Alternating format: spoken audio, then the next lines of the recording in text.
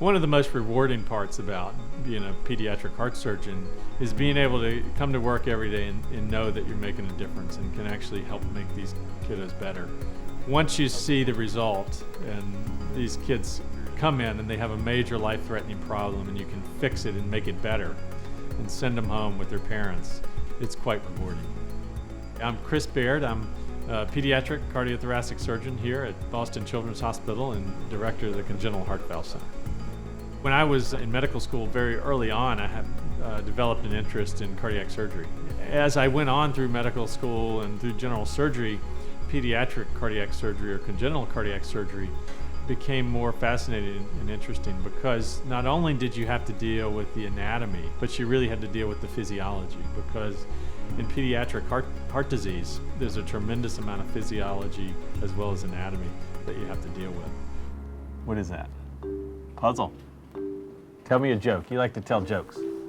The experience with taking care of children with heart valve disease is pretty extensive. It's been a number of years now that we've had a particular interest and focus on caring for children with valve disease, and we've developed a particular interest in repairing valves as opposed to replacing them. It does, it really does. My favorite part of the day is really the operation and the technical aspects of the operation and getting every detail correct, because I think it's particularly important when you're working on complicated small children with complicated problems that you really pay attention to the detail and be a perfectionist about it.